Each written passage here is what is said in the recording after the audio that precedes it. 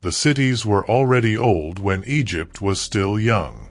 While the pharaohs of the Old Kingdom were raising the first pyramids along the Nile, a different civilization was already in its mature phase 4,000 kilometers to the east.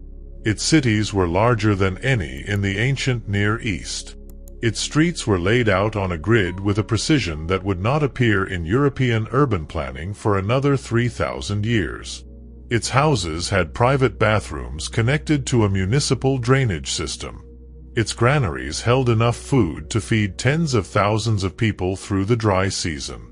And its merchants were trading with communities from the highlands of Afghanistan to the coast of the Arabian Sea.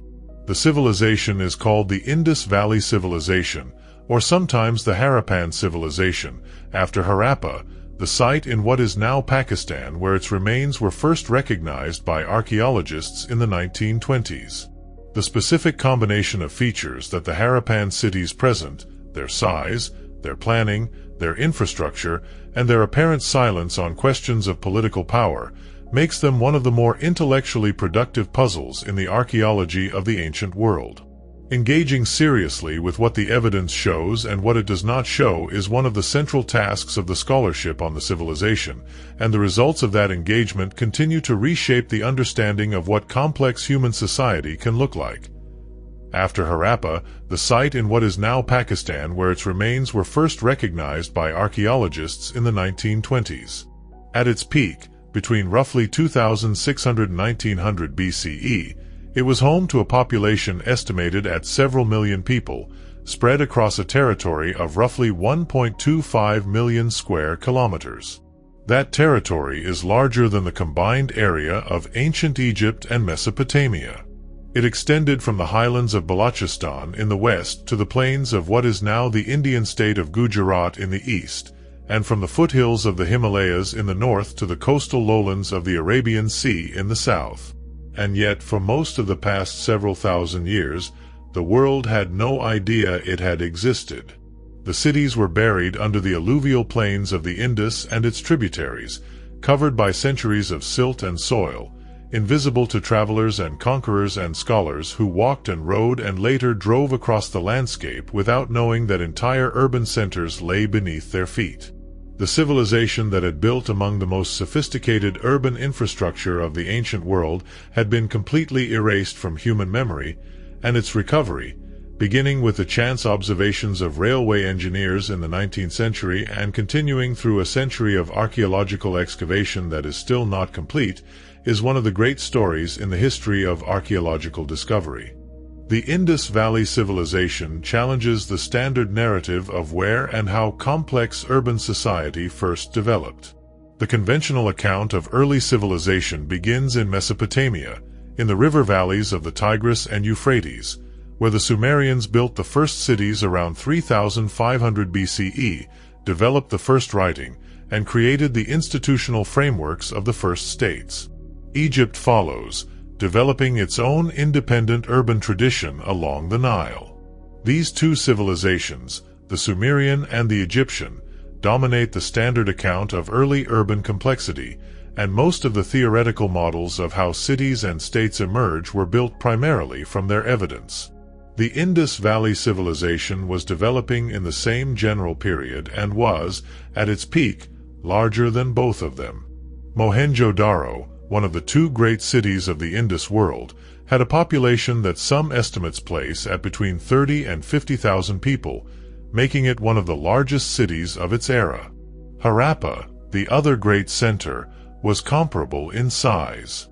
And alongside these two major centers were dozens of smaller cities and hundreds of towns and villages that formed the settlement hierarchy of a civilization operating across an enormous geographic area.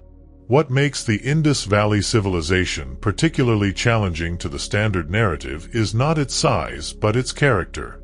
The early civilizations of Mesopotamia and Egypt are characterized by visible political hierarchy, by palaces and temples that make the concentration of power spatially explicit, by royal burials that display the wealth and authority of individual rulers, and by written records that document the administrative and literary life of the state. The Indus Valley Civilization has almost none of these things. Its cities show no identifiable palaces, no temples in the conventional sense, no royal tombs, no monumental art depicting rulers or battles, and a writing system that despite more than a century of scholarly effort has not been deciphered. The civilization that was, by some measures, the largest of the ancient world left no decipherable account of its own history, no named kings, no described wars, no documented religious tradition. This silence is not simply a gap in the record.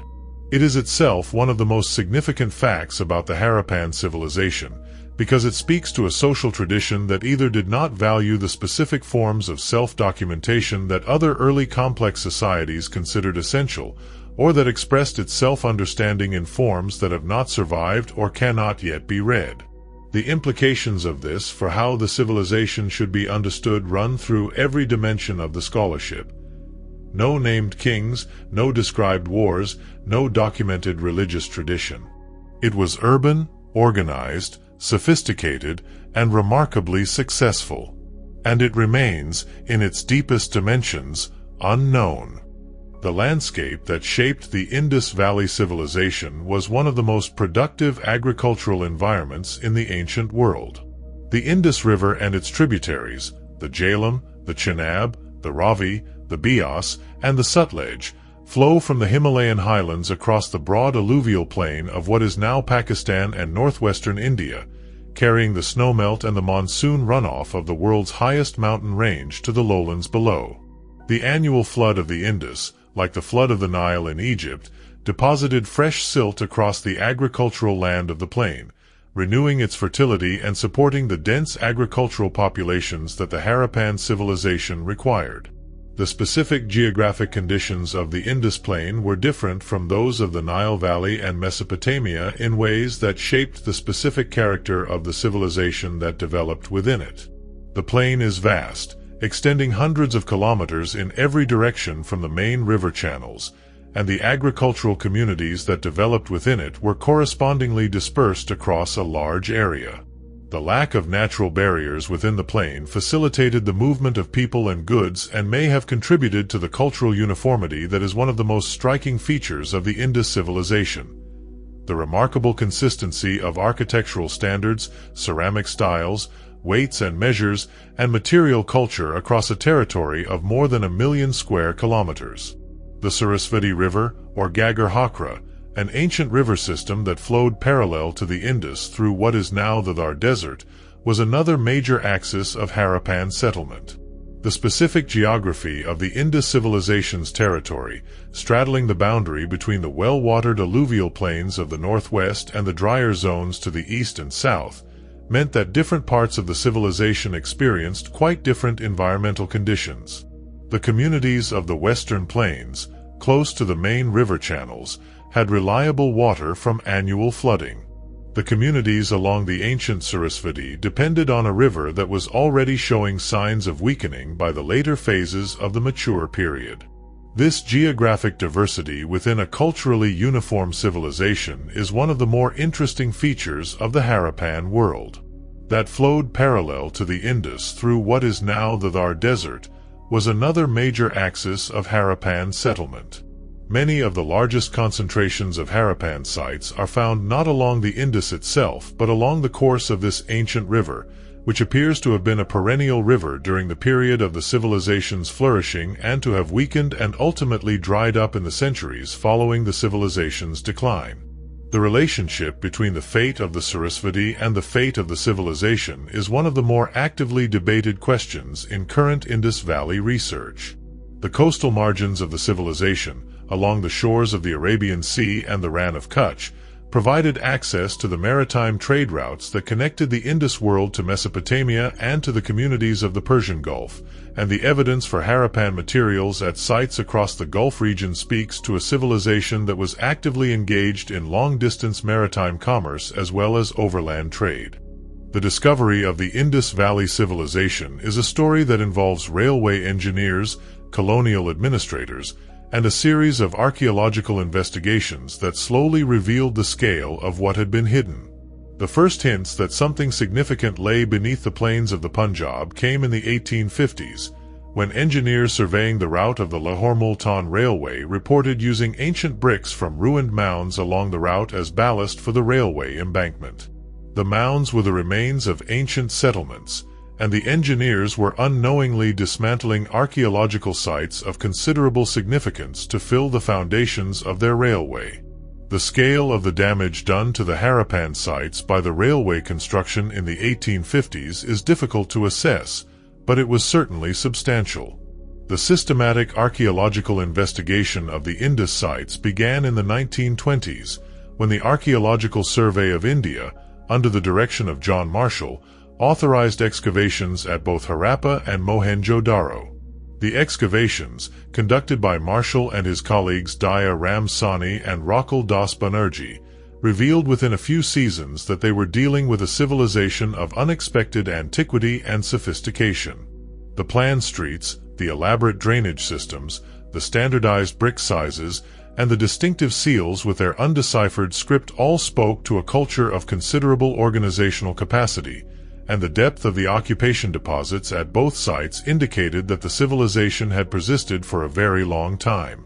Marshall's announcement of the discovery in 1924, published in the Illustrated London News before its formal presentation to the scholarly community, attracted immediate international attention and generated significant excitement about the possibility that a previously unknown ancient civilization had been found. The subsequent decades of excavation, conducted by a succession of Indian, Pakistani, and international teams, have produced an increasingly detailed picture of the civilization that Marshall's team first glimpsed, and the research continues today at Harappa, at Mohenjo-Daro, and at dozens of other Harappan sites across Pakistan and India. The partition of the Indian subcontinent in 1947, which divided the territory of the Indus Valley Civilization between the newly independent states of India and Pakistan, had significant consequences for the study of the civilization. The political context of the research has influenced the specific questions that different national traditions have emphasized. Indian scholarship has tended to emphasize the connections between the Harappan tradition and the later Hindu tradition of the subcontinent. Pakistani scholarship has emphasized the specific achievements of the civilization in its own right and its connections to the broader ancient Near Eastern world.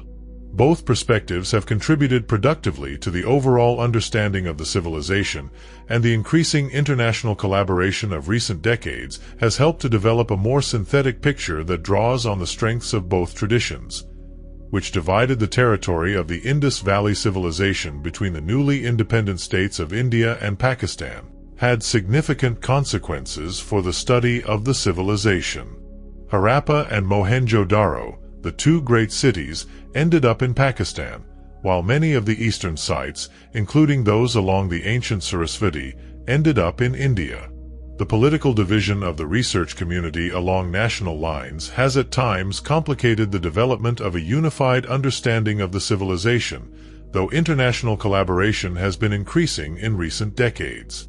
The architecture of the great Harappan cities is the most immediately striking evidence of the civilization's organizational capacity, and the specific features of that architecture have attracted attention and debate since the first excavations. Mohenjo-Daro, the better preserved and more thoroughly excavated of the two great cities, is organized around a clear spatial distinction between an elevated western mound, sometimes called the citadel, and a lower eastern area, sometimes called the lower city.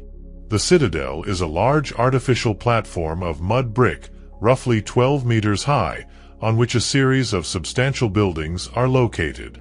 The lower city extends to the east of the citadel across a much larger area, its streets laid out on a roughly grid-like plan with main streets running north-south and east-west and smaller lanes connecting them.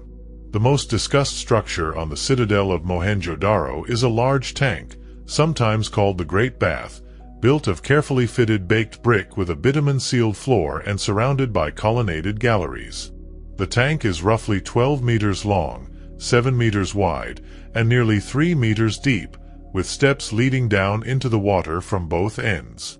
Its bitumen waterproofing and its careful construction speak to a structure that was built to hold water for a specific purpose, and the most widely accepted interpretation is that it served ritual bathing functions analogous to those of the ritual tanks associated with Hindu temples in the historical period.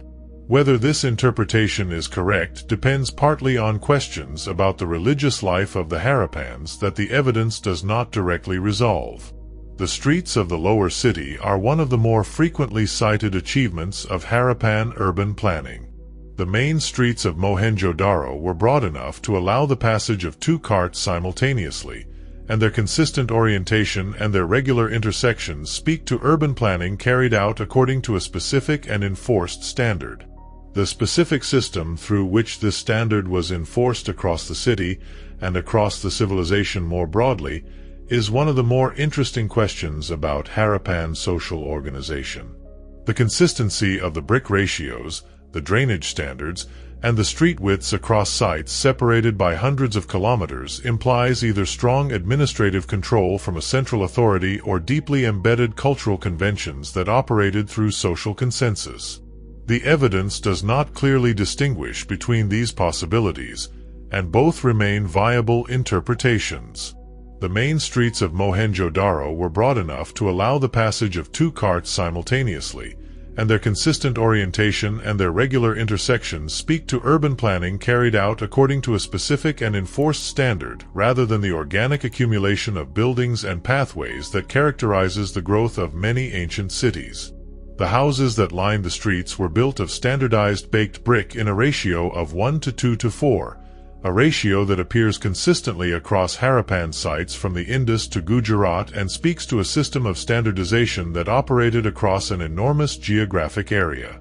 The drainage system of Mohenjo-Daro is perhaps the most remarkable single achievement of Harappan urban engineering. Virtually every house in the lower city was connected to a system of covered brick drains that ran along the streets and carried wastewater away from the inhabited areas to collection points at the edges of the city. The scale and the sophistication of this system, which has no parallel in the ancient world until the Roman period 2,000 years later, implies a municipal administration capable of planning and maintaining infrastructure across the entire extent of the urban area. The daily life of a Harappan city dweller was shaped by the urban infrastructure of the settlement and by an economic system of considerable sophistication. The houses of Mohenjo-Daro and Harappa were substantial structures, typically built around a central courtyard that provided light and air to the surrounding rooms. The ground floors of the larger houses had multiple rooms for different functions, including what appear to be bathing areas connected to the city's drainage system, storage rooms, and spaces that may have served as workshops for craft production. The upper floors, where they existed, have not been preserved, and the specific organization of domestic space within the houses is therefore only partially reconstructible from the surviving ground floor remains. The craft production that took place within and around the Harappan cities was diverse and technically accomplished. Beadmaking was one of the most elaborate craft traditions, producing beads of carnelian, lapis lazuli, faience, steatite, and other materials in standardized forms that were traded across the full extent of the civilization and beyond. The specific organization of craft production at Harappan sites is a subject that the archaeological evidence addresses in interesting ways. Workshop areas at several sites show evidence for the specialized production of specific categories of goods, including beadmaking, shellworking, and ceramic production, in dedicated spaces that appear to have been used for these specific activities rather than for general domestic purposes. Whether the craftspeople who worked in these areas were independent artisans, organized craft guilds, or workers under some form of administrative direction is not clear from the evidence, but the concentration of specific craft activities in specific locations speaks to some degree of economic organization beyond the purely domestic. The production of long barrel-shaped carnelian beads, a technically demanding process requiring controlled drilling of very hard stone, was a Harappan specialty that has been documented at specialized workshop sites within the major cities. Metalworking in copper and bronze was another important craft, producing tools, weapons, and ornaments of considerable quality. The seals that are among the most characteristic objects of the Harappan material culture were produced from steatite, a soft soapstone that could be carved with fine detail and then fired to produce a hard white surface. The seals are typically small, square, and bear a combination of animal imagery and undeciphered script. They were apparently used to mark goods and commodities in commercial transactions, pressed into clay sealings attached to packages or containers to identify their contents or their origin. The most common animal depicted on the seals is a creature sometimes called the unicorn, a bull-like animal shown in profile with a single horn, whose specific identity and symbolic significance remain debated. The standardized weights and measures found at Harappan sites across the civilization's territory speak to a system of commercial regulation that operated consistently across a very large area. The weights are made from chert and other hard stones, cut to specific sizes that correspond to a binary system of weights: 1, 2, 4, 8, 16, 32, 64, and so on. This system was evidently understood and followed by merchants and administrators across the entire Harappan world, implying either a strong central authority capable of enforcing standards across a vast territory or a deeply embedded cultural convention that operated through social consensus rather than administrative coercion. The Indus script is the most tantalizing and most frustrating unsolved problem in the study of the Harappan civilization. The script appears on the seals, on small copper tablets, on pottery, and on other objects from sites across the civilization's territory. More than 4,000 inscribed objects have been found, bearing a corpus of around 400 to 450 distinct signs. The signs appear in sequences that range from a single sign to strings of up to 26 signs, with most inscriptions consisting of 5 or fewer signs. The inscriptions are short enough that they are unlikely to contain connected prose, and the most common interpretation is that they record names, titles, or labels associated with the commercial function of the seals on which they most commonly appear. Despite more than a century of scholarly effort by linguists, archaeologists, and computational researchers, the script has not been deciphered. The fundamental obstacle is the absence of a bilingual inscription, a text in both the Indus script and a known language. The computational approaches that have been applied to the script in recent decades have produced some interesting findings about its statistical properties, including evidence that the script shows the kind of positional regularity in sign distribution that is characteristic of true writing systems rather than of purely logographic or symbolic notation. These findings suggest that the script does encode language rather than simply representing objects or quantities, but they do not by themselves allow the language to be identified or the signs to be assigned specific sound values. The fundamental obstacle is the absence of a bilingual inscription, a text in both the Indus script and a known language, of the kind that made the decipherment of Egyptian hieroglyphics and Mesopotamian cuneiform possible. Without such a text, decipherment requires assumptions about the nature of the underlying language that cannot be verified, and the many proposed decipherments that have been put forward over the decades have not achieved scholarly acceptance. The identity of the language underlying the script is itself unknown and contested. The main hypotheses propose a Dravidian language, an ancestor of the languages now spoken in southern India, a Proto-Indo-Aryan language ancestral to Sanskrit and the modern Indo-Aryan languages of northern India and Pakistan, or a language unrelated to any known language family. Each hypothesis has its proponents and its critics, and the evidence is not sufficient to resolve the debate with confidence.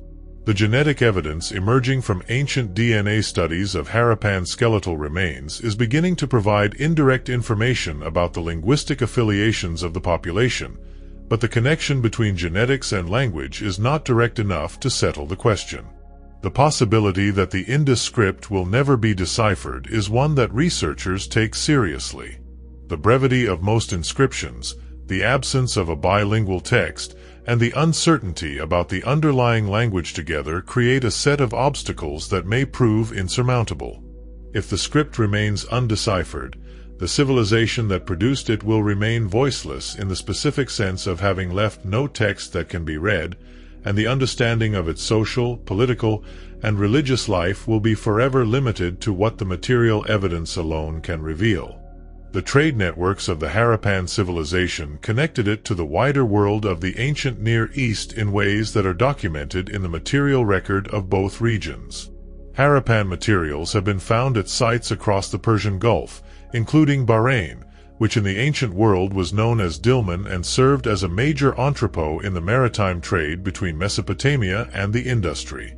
The specific organization of the maritime trade, including the question of whether Harappan merchants traveled to Mesopotamian ports or whether the goods were moved through intermediary communities along the Gulf Coast, is not clearly documented in the available evidence. The presence of Harappan-style weights and measures at Gulf sites suggests that the commercial standards of the Indus world were familiar to traders throughout the region, and the specific seals and sealings found at Gulf sites speak to commercial transactions managed according to the Harappan system of commodity marking, including Bahrain, which in the ancient world was known as Dilmun and served as a major entrepot in the maritime trade between Mesopotamia and the Industry. Carnelian beads of distinctively Harappan manufacture appear at sites across the Gulf region and in Mesopotamia itself, where they are found in contexts dating to the middle of the 3rd millennium BCE, contemporary with the peak of the Indus civilization. Mesopotamian texts of the same period mention trade with a place called Maluha, which most researchers identify with the Indus region, and describe the goods that arrived from there: carnelian, lapis lazuli, ivory, and other materials that are consistent with the Harappan export assemblage. The lapis lazuli that appears in Harappan contexts came from sources in the Badakhshan region of what is now Afghanistan, more than 1,000 kilometers from the main Harappan cities. The movement of this material from its highland source to the Harappan cities and then onward to Mesopotamia and the Gulf documents a chain of exchange that connected the world from Afghanistan to the Persian Gulf across a distance of several thousand kilometers. The organization and maintenance of this chain required the establishment and support of relationships with communities at multiple points along the route, and the scale of the lapis trade speaks to a commercial system of considerable geographic reach. The port city of Lathal, on the coast of what is now the Indian state of Gujarat, is one of the most important sites for understanding the maritime dimension of Harappan trade. Lathal has been interpreted as containing an ancient dock or tidal basin, a large rectangular structure that may have served to keep ships afloat at low tide and that would have facilitated the loading and unloading of cargo. If this interpretation is correct, Lathal represents among the earliest known examples of a purpose-built maritime facility, and its presence on the Harappan coast speaks to a civilization that was investing in maritime infrastructure as well as in the urban infrastructure of its inland cities. The extent of the Harappan trade network and the specific organization of the commercial relationships through which it operated are areas where the evidence is suggestive but not fully detailed. The seals and sealings that document commercial transactions at Harappan sites give a sense of the administrative mechanisms through which trade was managed, but the specific terms of the exchange relationships, the quantities of goods that moved along the various routes, and the social and institutional frameworks within which the trade operated are not directly recoverable from the material evidence. The social and political organization of the Harappan civilization is the dimension of the culture that the evidence most tantalizingly hints at while least directly revealing. The absence of palaces, temples, and royal tombs from the Harappan archaeological record is one of the more discussed features of the civilization, and its interpretation has generated sustained scholarly debate. The specific interpretation proposed by some researchers, that the Harappan civilization was organized according to a fundamentally different logic of authority from the Mesopotamian and Egyptian models, one grounded in communal welfare rather than individual power, is attractive but cannot be verified from the available evidence.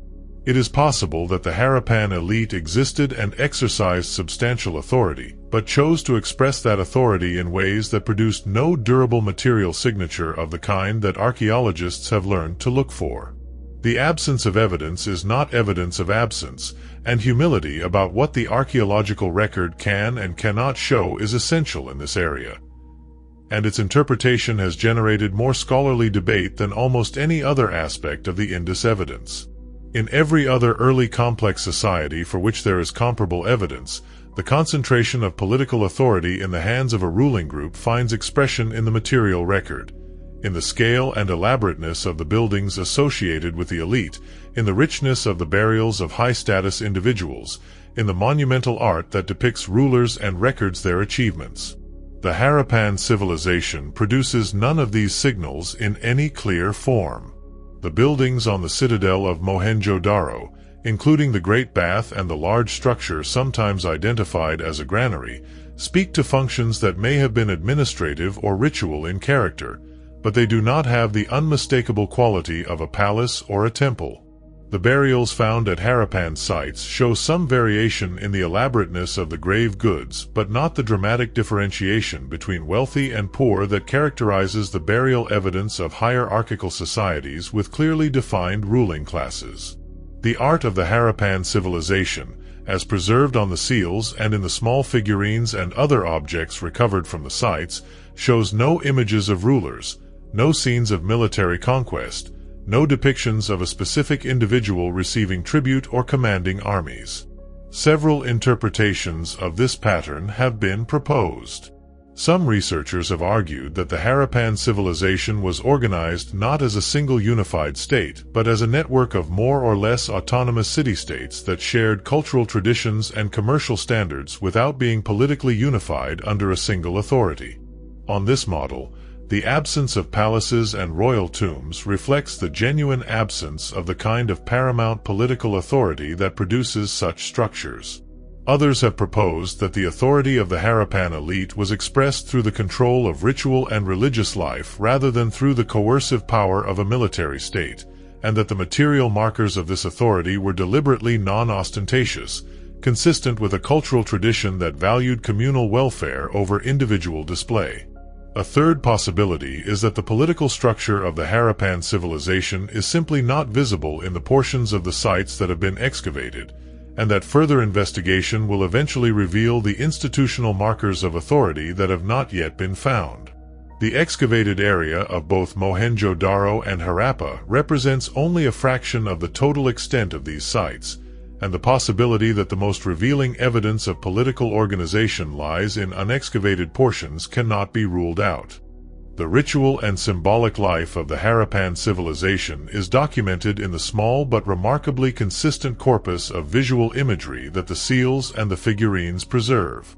The animals that appear on the Harappan seals include the so-called unicorn, the zebu bull, the elephant, the rhinoceros, the tiger, the water buffalo, and various composite creatures that combine features of different animals. The consistency of specific seal imagery across the full geographic extent of the civilization is one of its more striking features. The same combination of animal form and associated object that defines the unicorn seal appears at sites from the Punjab to Gujarat, a distribution that implies either a centralized production system for the seals or a deeply shared symbolic tradition that produced the same imagery independently across a wide area. The absence of regional variation in the most common seal types is itself a form of evidence for the cultural unity of the civilization, whatever its political organization. The zebu bull, the elephant, the rhinoceros, the tiger, the water buffalo, and various composite creatures that combine features of different animals. The unicorn, which appears on more seals than any other single animal, is consistently shown in profile with a single horn projecting from its forehead, its body that of a robust bull or bison, and a mysterious object in front of it that has been variously interpreted as a filter for ritual liquids, a feeding trough, a fire altar, or a cult object of unknown identity. The consistency of this specific combination of elements across the full geographic extent of the civilization speaks to a shared symbolic tradition of considerable stability. The female figurines found at Harappan sites, typically made of terracotta and showing a standing female form with elaborate headdresses and jewelry, have been widely interpreted as representations of a female deity or of ancestor figures associated with domestic ritual. The male figurines, less common, include a famous seated figure from Mohenjo-Daro, sometimes called the Priest King, showing a bearded man in a trefoil-patterned robe in a posture that several researchers have interpreted as ritual. Whether these objects represent deities, ritual specialists, ancestors, or simply the personal devotional objects of individual households is not determinable from the physical evidence alone. The tree and animal imagery that appears on many Harappan seals and tablets suggests a religious tradition in which specific trees and specific animals were understood as sacred or as associated with specific supernatural powers. The peepal tree, sacred in later Hinduism and Buddhism, appears on several seals in contexts that suggest it was already a focus of religious attention in the Harappan period. The tiger and other predator animals appear in compositions with human figures in ways that have been interpreted as representing either hunting scenes or ritual confrontations between humans and the supernatural power that the animals represent. The connections between the Harappan symbolic tradition and the later religious traditions of the Indian subcontinent are a matter of ongoing and sometimes heated debate. Some researchers see clear precursors of later Hindu symbolism in the Harappan imagery, while others caution against projecting the much better documented traditions of later centuries back onto the incompletely understood tradition of the Harappan period. The debate is not merely academic. It touches on questions about the cultural continuity between the Harappan civilization and the later traditions of the subcontinent that have political as well as scholarly dimensions. The relationship between the Harappan civilization and its contemporaries in Mesopotamia and Egypt places the Indus world within a broader picture of the ancient Near East that reveals both connections and contrasts. The three great civilizations of the ancient world in the 3rd millennium BCE, the Sumerian, the Egyptian, and the Harappan, were developing in broadly the same period and were aware of each other's existence, at least indirectly, through the trade networks that connected them.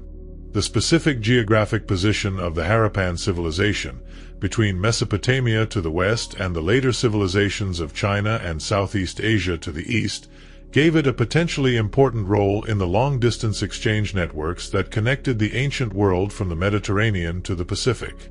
The evidence for Harappan materials at Gulf sites confirms the Western connections.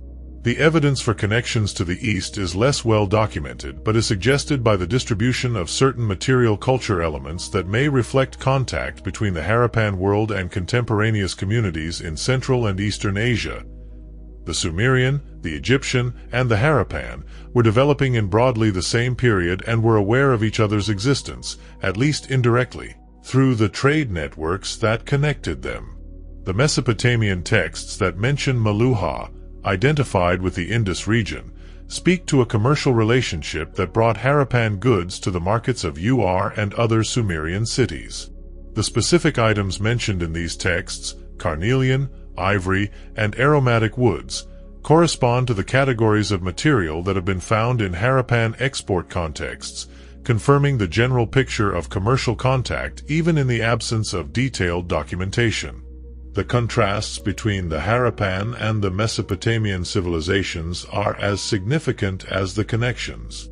The Sumerians produced an elaborate written literature, including the world's earliest known epic poetry, and their administrative texts preserve a detailed record of the economic and political life of their cities.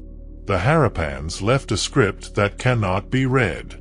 The Sumerians built great temple towers, the ziggurats, that made the religious authority of the city gods spatially visible and architecturally dominant. The Harappans built the Great Bath and the granaries of the citadel. The Sumerians celebrated military victories and individual rulers in stone reliefs and commemorative texts. The Harappans left no comparable monuments to political power. The comparison with Egypt is similarly revealing. The Egyptian pharaohs expressed their authority through the most visible monuments in the ancient world, the pyramids, and their names and achievements were recorded in the most durable materials available. The Harappan elite, if they existed in a comparable form, left no equivalent record of themselves.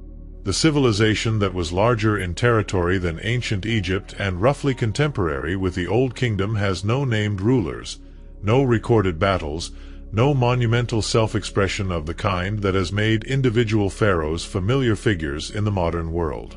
This contrast is itself one of the most significant things about the Harappan civilization. It represents a form of complex, organized, large-scale urban society that operated without the specific institutional expressions of authority that the Mesopotamian and Egyptian models led scholars to expect, and its very existence requires a reconsideration of what those expressions are necessary for. The decline and eventual disappearance of the Harappan civilization is one of the more actively debated questions in South Asian archaeology, and the available evidence supports multiple partial explanations without clearly favoring any single cause. The decline began around 1900 BCE, after the civilization had been at its peak for several centuries, and it unfolded over a period of perhaps 3 to 5 centuries rather than as a single catastrophic event. The specific experience of the decline for the communities living through it would have been very different from the perspective of the overall pattern visible in the archaeological record. Individual communities experiencing the weakening of a river, the reduction of rainfall, or the breakdown of the long-distance exchange networks that had supplied specific materials would have been managing specific local crises rather than experiencing a civilization-wide collapse. The cumulative effect of many such local crises, each one manageable in itself, was the transformation of the civilization's spatial pattern from one centered on the major western cities to one dispersed across a wider area of smaller settlements. And it unfolded over a period of perhaps 3 to 5 centuries rather than as a single catastrophic event. The specific markers of decline are visible in the archaeological record at different sites at different times. The abandonment of the standardized brick sizes and the planned street layouts, the decline in the quality and consistency of the material culture, the shrinkage of population in the major cities, and the apparent movement of people to smaller settlements in the east and south of the civilization's former territory. The climate change hypothesis proposes that a prolonged reduction in monsoon rainfall, beginning around 2000 BCE, reduced the productivity of the agricultural system and forced a contraction of the civilization. Paleoclimatic evidence from lake sediments, speleothem records, and the analysis of ancient plant remains supports the general picture of a drying trend in the region during the relevant period, and the strengthening of this evidence in recent years has made the climate hypothesis increasingly compelling. The drying of the Sarasvati, the ancient river system along which many Harappan sites were located, may have been a particularly significant specific consequence of the broader climatic shift. The Aryan migration hypothesis, which proposes that the arrival of Indo-Aryan-speaking peoples from the northwest contributed to the disruption of the Harappan civilization, has a long history in South Asian scholarship but has become increasingly complicated by the genetic evidence. Ancient DNA from Harappan burials shows that the population of the mature Harappan period was predominantly descended from the ancient South Asian hunter-gatherer population mixed with a component related to Iranian farmers, without significant contribution from the steppe populations associated with Indo-Aryan migrations. The timing of the steppe-related genetic input into the South Asian population appears to postdate the decline of the mature Harappan phase, suggesting that the Aryan migration was a consequence rather than a cause of the civilization's decline. Flooding, epidemic disease, and internal social disruption have all been proposed as contributing factors, and the current consensus, to the extent that one exists, treats the decline as a multi-causal process in which climatic stress, environmental degradation, and the resulting social and economic disruptions combine to produce the gradual contraction and transformation of the Harappan world. The mystery of what the Harappan civilization actually was, in its deepest social and political dimensions, is one that may never be fully resolved given the specific limitations of the evidence. The undeciphered script is the most fundamental limitation. Every other major ancient civilization that reached the organizational complexity of the Harappan world left written records that allow at least some access to its own self-understanding. The specific nature of what might be learned if the script were deciphered is itself a matter of interesting speculation. If the script was used primarily for commercial labeling, as the brevity of most inscriptions and their association with seals suggests, decipherment might reveal the names of merchants, the contents of packages, the origins of goods, and the identities of trading partners, adding considerable detail to the picture of the commercial life of the civilization. If the script was also used for religious or literary purposes that have not yet been identified, decipherment might open entirely new dimensions of the civilization's inner life.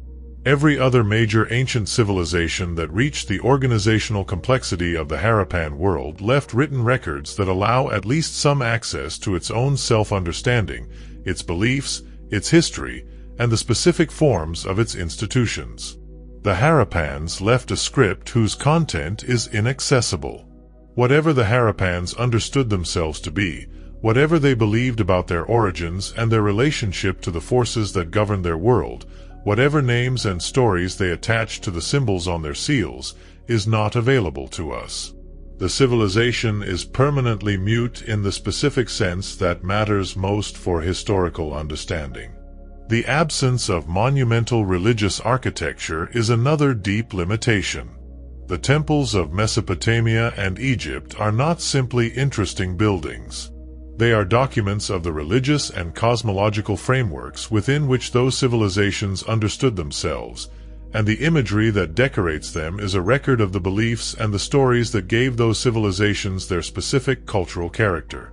The Harappans apparently had no equivalent temples, or had religious architecture that does not match the patterns that archaeologists have learned to look for, and the result is that the specific content of Harappan religious belief is accessible only through the limited and indirect evidence of the seals and the figurines. The question of whether the Harappan civilization was politically unified or politically fragmented is one that bears on how it should be understood as a social phenomenon. The remarkable cultural uniformity of the civilization, its consistent standards across an enormous territory, could be evidence for strong central authority or for deeply embedded cultural consensus. Without written administrative records, the distinction between these two possibilities is difficult to establish from the archaeological evidence alone.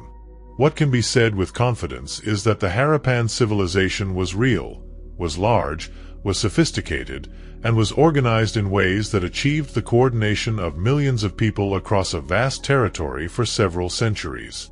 Whatever the specific mechanisms of that organization were, they worked, and the cities that those mechanisms made possible were among the great achievements of the ancient world.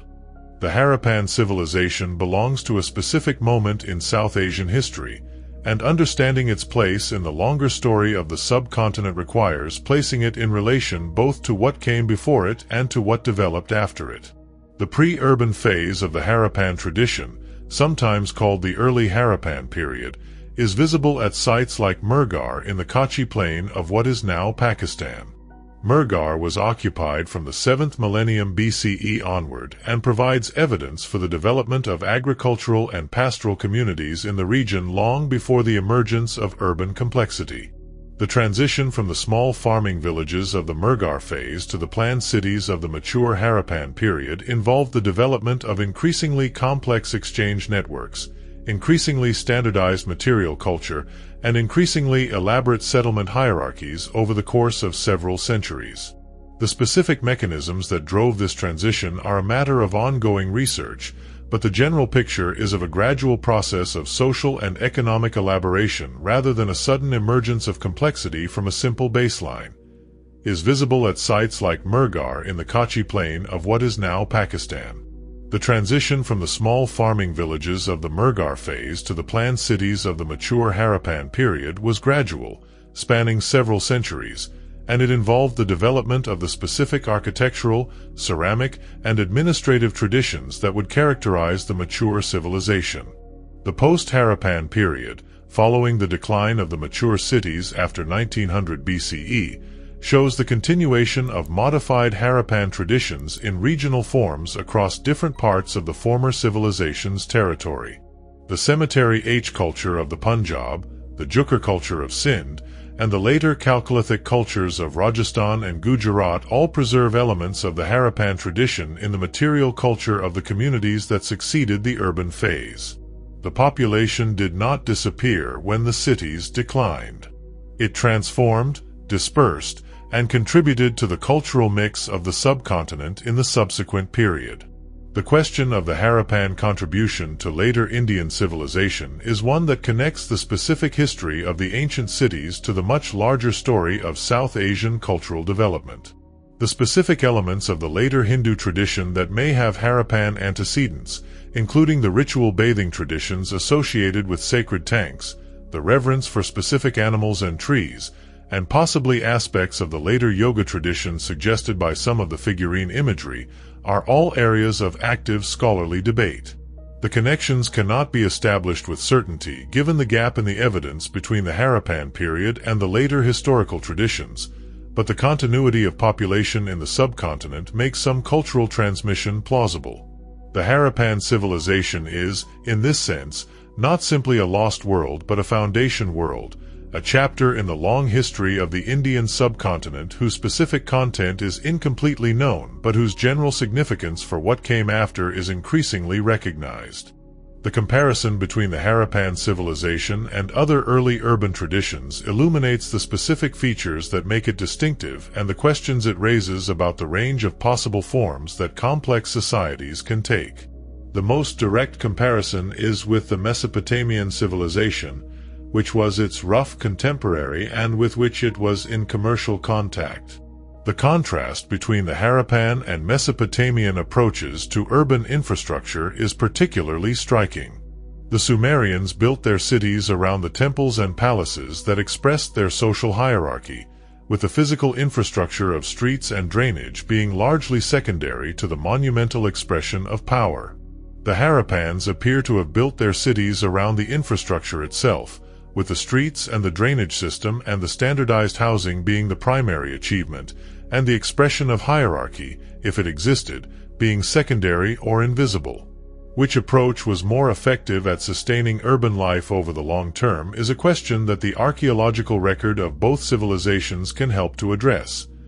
Which was its rough contemporary and with which it was in commercial contact. The Sumerians and the Harappans were, in a sense, conducting parallel experiments in urban complexity at the same time and in the same general region of the world, and the differences between their results are as instructive as the similarities. Both civilizations developed planned cities, complex administrative systems, and long-distance trade networks. But the Sumerians developed writing into a medium capable of recording literature, law, and administrative history, while the Harappans apparently confined their script to the short labels of commercial transactions. The Sumerians built temples that dominated the visual landscape of their cities, while the Harappans built infrastructure. The comparison with the Egyptian civilization highlights similar contrasts. Egypt's monuments are a record of individual royal authority expressed in the most durable materials available. The Harappan cities are a record of collective urban organization expressed in standardized brick and municipal drainage. Both are remarkable achievements. They reflect very different priorities. The comparison with the later civilizations of the Indian subcontinent, including the Maurya and Gupta empires of the 1st millennium BCE and 1st millennium CE, shows the contrast between a civilization organized around urban infrastructure and commercial exchange and civilizations organized around the authority of specific rulers and the elaboration of specific religious traditions. The Harappan civilization fits neither pattern. It is something different from all of these, and its difference is part of what makes it so interesting and so difficult to fit into the standard accounts of how civilization develops. The specific lesson of the Harappan case for the broader study of early civilization is similar to the lesson of Catalhoyuk, of Carroll, and of the other cases that do not fit the standard models, that the range of viable social forms for achieving urban complexity is wider than the dominant theoretical frameworks suggest, and that the specific combination of resources, institutions, and cultural priorities that produced the early Mesopotamian and Egyptian civilizations was not the only combination that could produce large-scale, sophisticated, durable social organization. What makes the Harappan civilization different from every other ancient civilization is the specific combination of its scale, its sophistication, and its silence. It was large enough to qualify as one of the major civilizations of the ancient world by any geographic or demographic measure. Its cities were among the best planned and best provisioned of the ancient world. Its commercial network connected it to communities across a vast region. The specific way in which the Harappan civilization was different from other ancient civilizations of comparable scale has implications for what we mean by the concept of civilization itself. If civilization is defined primarily by writing, monumental architecture, and visible political hierarchy, the Harappan case challenges the definition. If civilization is defined by large-scale social organization, technological sophistication, and the capacity to sustain complex cooperative life over long periods of time, the Harappan case fits comfortably within it. The definitional question is not merely academic. It determines what we look for when we look at the ancient world and what we recognize as significant when we find it. By any geographic or demographic measure, its commercial network connected it to communities across a vast region. Its craft traditions produced objects of extraordinary quality, and it maintained all of this for several centuries without leaving a single text that can be read, without producing a single monument to individual political power, without creating the kind of visual record of its own greatness that the other great civilizations of the period considered essential to their identity. The silence of the Harappan civilization is not simply the silence of an unknown language. It is the silence of a civilization that apparently did not feel the need to proclaim itself in the ways that most other civilizations of comparable complexity felt compelled to. The pharaohs of Egypt built their names into monuments that were designed to last forever. The kings of Mesopotamia inscribed their achievements on stone and clay. The Harappans, if they had equivalent rulers, left no equivalent monuments. Whatever drove the Egyptian and Mesopotamian impulse to monumental self-expression, the Harappan civilization either did not share it or expressed it in forms that have not survived. This makes the Harappan civilization simultaneously one of the best known and one of the least understood civilizations of the ancient world. It is well known in the sense that its cities have been extensively excavated, its material culture is richly documented, and its geographic extent and temporal span are established beyond reasonable doubt. It is poorly understood in the sense that its social structure, its political organization, its religious beliefs, and its own understanding of itself are almost entirely inaccessible.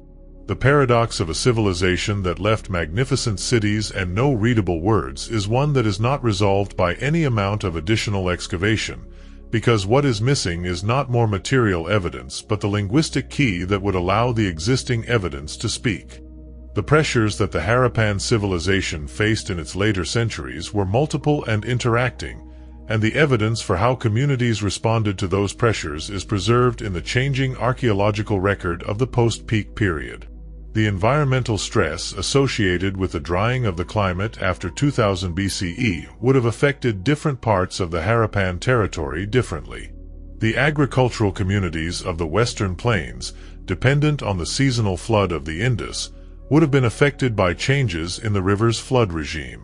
The paleoclimatic reconstruction of the Harappan decline is one of the more technically demanding aspects of the current research program, because it requires integrating evidence from multiple proxy records, each with its own limitations and uncertainties, across a large geographic area. The isotopic records from cave formations in Pakistan and India, the pollen sequences from lake sediments in Rajasthan and Gujarat, and the geomorphological evidence for changes in river behavior along the Indus and the ancient Sarasvati all contribute to the picture, but their specific interpretation and their precise timing require careful analysis that is still ongoing. Would have affected different parts of the Harappan territory differently. The communities along the ancient Sarasvati would have been progressively deprived of their primary water source as the river weakened. The coastal communities would have been affected by changes in the monsoon that reduced the seasonal rainfall they depended on for agriculture. The response to this environmental stress appears to have been a combination of migration and adaptation. The population movement from the declining western cities to the smaller settlements of the eastern and southern margins of the former territory is visible in the expansion of Harappan-affiliated material culture into areas of Rajasthan and Gujarat that had been less densely occupied in the mature period. These eastern and southern communities appear to have developed forms of agriculture suited to a more variable rainfall regime, shifting from the large-scale irrigation agriculture of the western plains to more diversified farming systems that were less dependent on the specific conditions of the flood-irrigated valleys. The social consequences of environmental stress and population movement are harder to document directly from the material record, but the decline in the standardization and quality of the material culture in the post-peak period speaks to the disruption of the administrative systems that had maintained the remarkable uniformity of the mature Harappan tradition. The standard brick sizes disappear. The seals become less common and less consistent. The drainage systems are less well maintained. These are the material signatures of a community under stress, managing a difficult transition rather than operating at its previous level of organizational capacity. The specific human experience of these centuries of transition, the specific decisions made by specific communities as they faced the progressive deterioration of the conditions that had sustained their way of life, is not directly accessible from the archaeological record. But the pattern of the evidence speaks to communities that were resilient, that adapted rather than simply collapsing, and that carried elements of the Harappan tradition into the new configurations that replaced the mature urban phase. The end of the great Harappan cities was not the end of the Harappan people, and the traces of the civilization they built are visible in the longer history of the Indian subcontinent in ways that are still being worked out. The genetic continuity between the Harappan population and the later populations of South Asia is now established by the ancient DNA evidence. The people who lived in Mohenjo-Daro and Harappa were the ancestors, biological if not necessarily cultural, of significant portions of the modern South Asian population. The specific genetic findings from the Harappan skeletal remains have also clarified the long-debated question of the relationship between the Harappan population and the Indo-Aryan migration. The ancient DNA shows that the mature Harappan population did not include the steppe-related ancestry associated with Indo-European-speaking migrants, and that this ancestry arrived in South Asia after the decline of the major Harappan cities. This finding resolves one dimension of the debate while leaving others open, particularly the question of how the cultural and linguistic transformation of the post-Harappan period was related to the demographic changes that the genetic evidence documents. Is now established by the ancient DNA evidence. The people who lived in Mohenjo-Daro and Harappa were the ancestors, biological if not necessarily cultural, of significant portions of the modern South Asian population, and the specific genetic legacy of the Harappan world is detectable in the genomes of people living in South Asia today.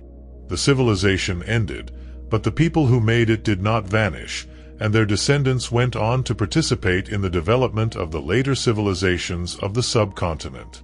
The cultural legacy of the Harappan civilization is harder to trace with confidence, because the absence of a readable written tradition means that the mechanisms through which specific cultural elements were transmitted from the Harappan period to later traditions cannot be documented directly. But the continuity of specific symbolic elements, including the people tree, the zebu bull, the ritual bathing traditions, and possibly aspects of yogic practice suggested by specific figurine postures, across the gap between the Harappan period and the later historical traditions suggests that some cultural transmission occurred, even if the specific mechanisms remain unclear. The Harappan weights and measures, which were so consistent across the civilization's territory, influenced the measurement systems of later South Asian cultures. The Harappan traditions of bead production and craft specialization contributed to the long continuity of specific craft traditions in South Asia. And the urban traditions of the Harappan cities, their emphasis on planned streets, standardized construction, and municipal infrastructure, may have influenced the urban forms of later South Asian cities in ways that are difficult to document but plausible given the continuity of population. The civilization is gone, in the sense that its specific institutions, its script, and its specific urban form did not survive the decline of the major cities. But its people survived, adapted, and contributed to the ongoing story of one of the world's most complex and most enduring civilizations. What modern archaeology has learned about the Harappan civilization in recent decades has significantly expanded the understanding of the tradition, while also complicating the picture that earlier research had established. The application of ancient DNA analysis to Harappan skeletal remains has been one of the more transformative developments of recent years. The results have addressed several of the most contested questions in South Asian prehistory, including the relationship between the Harappan population and the later populations of the subcontinent, the timing and character of the Indo-Aryan migration, and the contribution of different ancestral populations to the modern South Asian genetic profile. The picture that has emerged is complex. The mature Harappan population was largely descended from a combination of ancient South Asian hunter-gatherers and Iranian farmers. The steppe-related ancestry associated with Indo-Aryan speakers arrived after the decline of the mature urban phase, and both components contributed to the genetic profile of later South Asian populations. The paleo-environmental reconstruction of the Harappan landscape has been another productive area of recent research. High-resolution paleoclimate studies, using isotopic analysis of cave formations, pollen sequences from lake sediments, and the analysis of ancient plant and animal remains from archaeological contexts, have produced a detailed picture of how the climate of the Indus region changed over the course of the civilization's development and decline. The evidence for a drying trend after 2000 BCE is now robust, and the connection between this drying trend and the decline of the major cities is supported by multiple independent lines of evidence.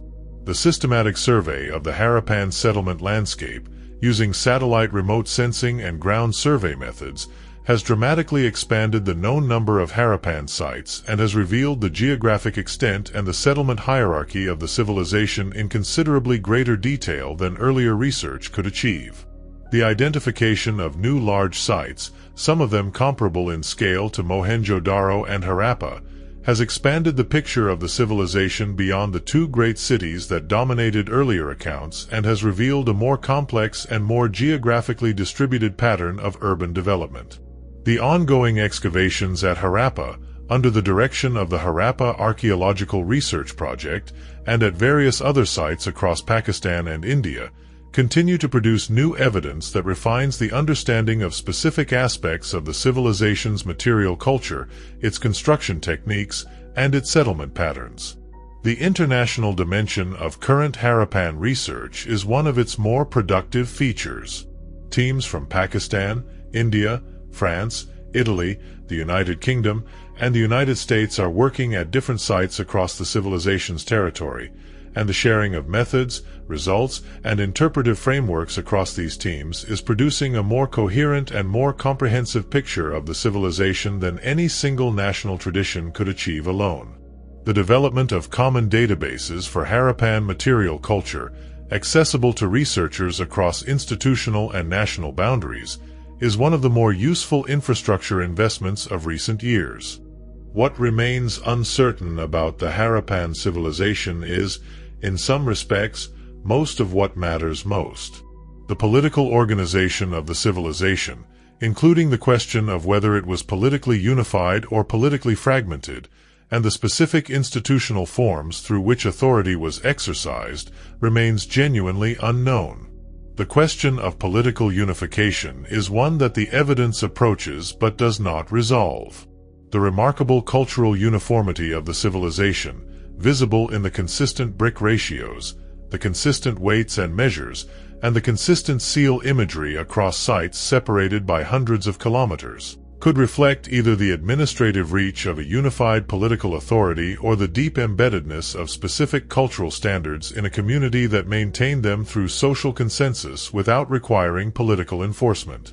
The two possibilities are difficult to distinguish archaeologically, and the Harappan case may be one where the distinction itself is less sharp than the theoretical frameworks assume, and the specific institutional forms through which authority was exercised remains genuinely unknown. The absence of the material markers of political hierarchy that other early civilizations produced, the palaces, the royal tombs, the monumental political art, does not in itself establish that the Harappan civilization was politically egalitarian or stateless. It establishes that if political hierarchy existed, it expressed itself in ways that did not produce those specific markers. The implications of this for how the civilization should be understood are profound but not yet fully worked out. The religious life of the civilization is another area of deep uncertainty. The imagery on the seals, the figurines, and the other objects with apparent ritual associations provide fragmentary evidence for a symbolic tradition of some complexity, but the specific content of the beliefs that tradition expressed, the specific stories, the specific cosmological framework, the specific relationships between the symbols and the forces or entities they represented, is not recoverable from the visual evidence without the linguistic key that the undeciphered script might provide if it were understood. The specific mechanisms of the civilization's decline, and the specific sequence of events that led from the peak of the mature urban phase to the dispersal and transformation of the post-urban period, are not fully established. The climate change evidence is compelling but not sufficient by itself to explain the specific pattern of the decline, and the role of internal social factors, epidemic disease, and other possible contributing causes cannot be assessed with confidence from the available evidence. The relationship between the Harappan tradition and the later traditions of the Indian subcontinent, including the question of cultural continuity across the gap between the decline of the major cities and the emergence of the later historical civilizations, is a matter of ongoing research and ongoing debate that touches on some of the most contested questions in South Asian cultural history. The Harappan civilization changes how we think about the origins and the range of forms of complex society in the ancient world. The most immediate implication is geographic. The ancient world was larger and more complex than accounts focused primarily on Mesopotamia and Egypt suggest. The incorporation of the Harappan civilization into the standard accounts of early human cultural development is still incomplete, and many popular accounts of ancient history continue to present Mesopotamia and Egypt as the primary or exclusive origins of urban civilization. The evidence from the Indus requires a more genuinely global perspective, one that acknowledges the independent and significant contributions of the Indus Valley, of the early Americas, of China, and of other regions to the story of how human beings first organized themselves into the complex societies that we call civilizations. The ancient world was larger and more complex than accounts focused primarily on Mesopotamia and Egypt suggest. A civilization that stretched from the highlands of Balochistan to the coast of Gujarat, that maintained commercial contact with Mesopotamia, and that housed several million people at its peak was a major presence in the ancient world, and its existence requires any honest account of the origins of urban complexity to extend its geographic frame well beyond the conventional Near Eastern focus. The more fundamental implication is theoretical. The Harappan civilization is evidence that urban complexity of the first order can develop and persist without the specific institutional expressions of authority that the Mesopotamian and Egyptian models led scholars to expect as necessary features of complex society. A civilization that was large, well-organized, commercially sophisticated, and technically accomplished managed to be all of these things without leaving identifiable palaces, royal tombs, monumental political art, or decipherable written records of its own history. The standard models of early state formation were not designed to account for this, and Carroll, Catalhoyuk, and the Indus Valley Civilization together constitute a growing body of evidence that those models need to be revised. The silence of the Harappan civilization, its refusal to speak in the modes that other civilizations use to record themselves, is not simply a limitation of the evidence. It is itself a fact about the civilization, a specific feature of a specific social tradition that apparently did not value or did not practice the monumental self-expression that most other early complex societies considered essential. Understanding why that was the case, and what it implies about the internal organization of the civilization, is one of the more intellectually productive questions in the current study of the ancient world. The Harappan civilization is not simply a lost world that has been partially recovered by archaeology. It is a challenge to some of the most fundamental assumptions about how complex human societies work and what they require to sustain themselves, and engaging with that challenge seriously is part of what makes the study of the ancient world genuinely useful for understanding the present. The people of the Harappan civilization were fully human in every dimension that phrase implies, and the evidence they left behind is rich enough to allow something of that humanity to be glimpsed. The beadmaker at a workshop in Mohenjo-Daro, drilling a long carnelian bead with a stone drill that required hours of careful work to complete, was exercising the same combination of patience, skill, and attention to the quality of the finished object that artisans in every culture and every period have brought to work they cared about. The specific social context of craft production at Harappan sites is something that the material evidence allows to be partially reconstructed.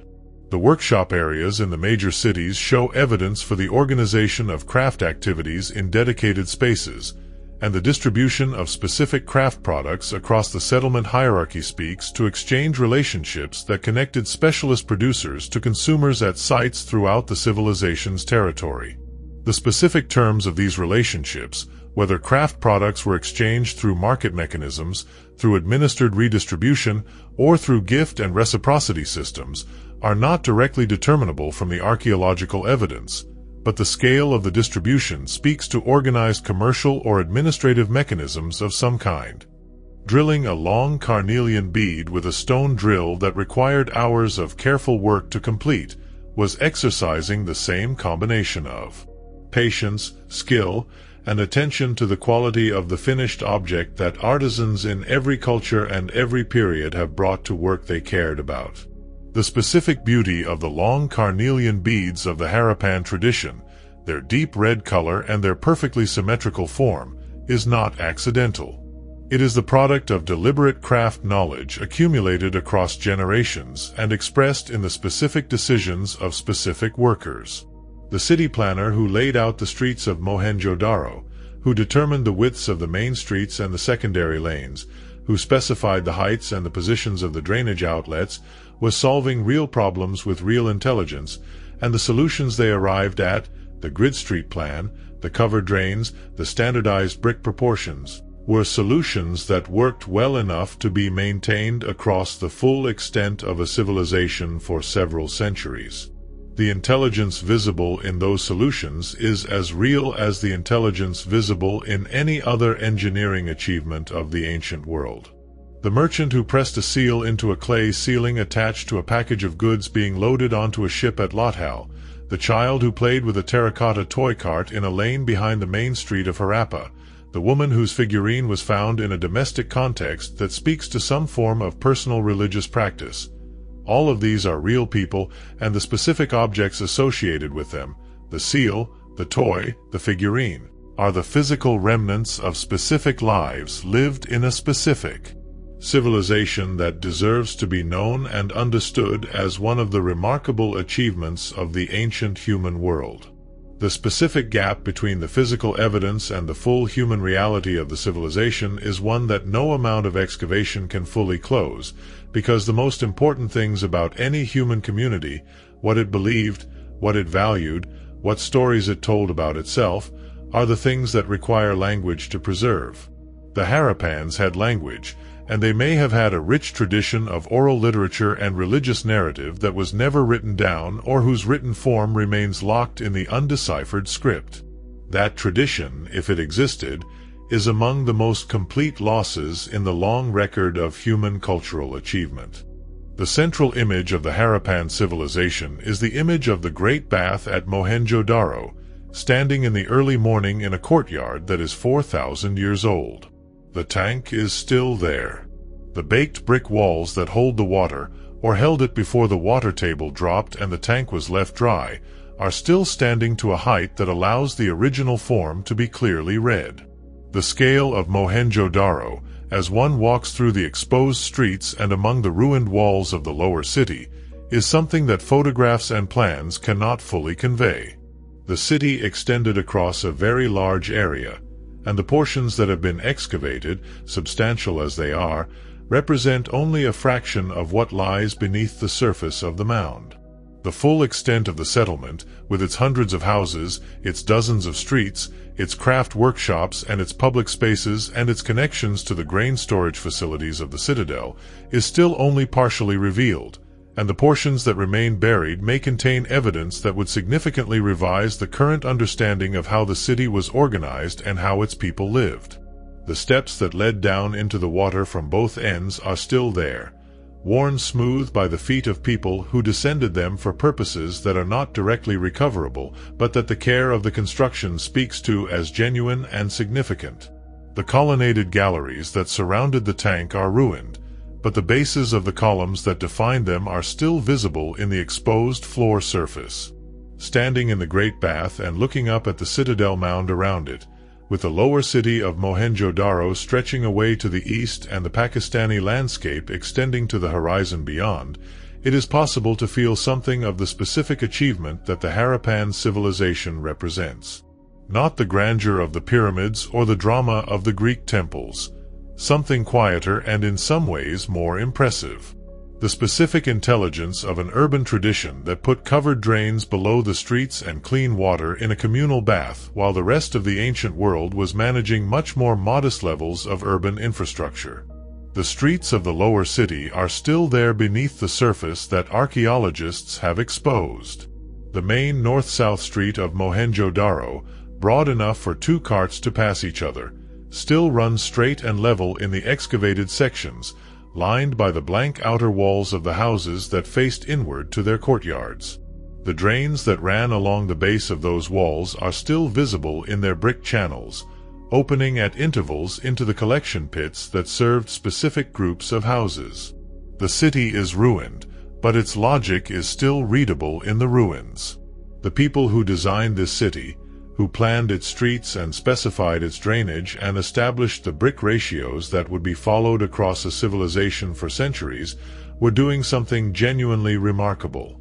They were building not a monument to themselves but a system for human life, a framework for living well in a large community of other people, and the sophistication of that system, in its specific context, is an achievement as impressive as any of the more celebrated monuments of the ancient world. The ongoing research at the Harappan sites is producing new evidence at a steady pace, and the understanding of the civilization will continue to develop as new methods are applied and new sites are investigated. The excavation program at Harappa, under the direction of the Harappa Archaeological Research Project, has been one of the most systematic long-term investigations of a major Harappan site, and its careful attention to stratigraphic context, to environmental sampling, and to the analysis of organic remains has produced a detailed picture of the site's development. The specific contributions of recent excavation work at other Harappan sites, including the ongoing investigations at Dhalavira in Gujarat and at Rakhigarhi in Haryana, have expanded the geographic picture of the civilization and have revealed regional variations in the material culture and the architectural traditions of the Harappan world that were less apparent when research was concentrated primarily at Harappa and Mohenjo-Daro. Dhalavira in particular, with its elaborate water management system involving reservoirs and channels designed to capture and store the scarce rainfall of the Rann of Kutch, has added an important dimension to the understanding of Harappan hydraulic engineering, has been one of the most systematic long-term investigations of a major Harappan site, and its careful attention to stratigraphic context, to environmental sampling, and to the analysis of organic remains has produced a detailed picture of the site's development and of the daily life of its inhabitants that earlier excavations could not provide. The results of this work, published in a series of reports and scholarly papers, have contributed significantly to the understanding of the mature Harappan phase and of the transitions at both ends of it. The survey work that has dramatically expanded the known number of Harappan sites is continuing, using a combination of satellite remote sensing, ground-penetrating radar, and traditional field survey methods to identify and document sites across the full extent of the former civilization's territory. Each new site that is identified adds to the picture of the settlement hierarchy and the geographic distribution of the civilization, and the relationships between different parts of the settlement network are becoming clearer as the survey data accumulates. The ancient DNA research that has already transformed several key questions in Harappan studies is continuing to expand as more skeletal samples from more sites are analyzed. The results of future studies will refine the picture of the population history of the Harappan civilization and its relationship to both earlier and later populations of South Asia, and they will contribute to the ongoing debates about the linguistic affiliations of the Harappan people and the cultural connections between the Harappan tradition and the later traditions of the subcontinent. The decipherment of the Indus script remains the most sought-after breakthrough in the field, and research on it continues using computational methods, cross-linguistic comparisons, and new analytical approaches. The possibility of decipherment depends partly on whether a bilingual text will ever be found. The expansion of excavation at sites across the Harappan territory increases the chance that such a text might be discovered, and the ongoing investigation of Gulf sites where Harappan materials appear alongside Mesopotamian materials raises the specific possibility that a text combining Indus script with Akkadian or Sumerian cuneiform might eventually be identified. Such a discovery, if it occurred, would be one of the most transformative events in the history of archaeology, opening a direct window into the civilization's own understanding of itself for the first time. And research on it continues using computational methods, cross-linguistic comparisons, and new analytical approaches. Whether decipherment will eventually be achieved is uncertain, but the effort continues, driven by the recognition that a successful decipherment would transform the understanding of the civilization more profoundly than any other single discovery could. The plains of the Indus are quiet in the early morning. The light comes from the east in long horizontal plains, touching the tops of the brick walls of the excavated city before it reaches the floor of the ancient streets below. The baked brick of the Harappan walls, reddish-brown and dense, holds the warmth of the previous day and releases it slowly into the cool air of the morning. The sounds are the sounds of the modern landscape, the distant calls of birds, the occasional sound of a vehicle on a road somewhere beyond the site boundaries, the wind. Beneath this quiet, 4,000 years of silence. The city that stood here was not always silent. Its main streets carried carts and merchants and the sounds of craft workshops and food preparation and the thousand ordinary activities of a large community of people living closely together. The covered drains beneath the street surfaces carried the waste of tens of thousands of people away from the inhabited areas to the collection points at the city's margins. The great bath on the citadel held water that people descended into for purposes of cleansing, physical and perhaps spiritual, that connected the act of bathing to whatever the Harappans understood about the relationship between the human body and the forces that governed their world. All of that is gone. The water in the drains dried up when the population left and the maintenance stopped. The great bath is dry. The streets that once carried the weight of a living city carry only the footsteps of archaeologists and visitors who come to look at what remains. The seals are in museums in Karachi and New Delhi and London and New York. The carnelian beads are in glass cases. The undeciphered script is on computer screens where researchers continue to look for the pattern that will unlock it. The civilization is gone, but the evidence is real, and the questions it raises are real, and the specific achievement it represents, the building and the maintaining of a sophisticated urban tradition across an enormous territory for several centuries without the specific expressions of power and authority that most other civilizations considered essential, is an achievement that deserves to be recognized and understood as one of the remarkable things that human beings have done with the time they have had on this particular planet. The plains of Pakistan are ancient in a way that is felt rather than simply understood. The flat horizon, the slow rivers, the fields of wheat that grow on land that has been cultivated for 7,000 years. The landscape carries its history lightly but carries it everywhere. The mound at Mohenjo-Daro rises from this landscape with the patience of something that has been waiting for a very long time, and the city inside it, for 1,000 years removed from the last person who called it home, is still there in the sense that matters most for a civilization. Its evidence is real, its achievement is documented, and the questions it raises have not yet found their final answers. If this documentary kept you company through the night, there is more waiting for you. Choose the next film on screen, and let the story keep unfolding.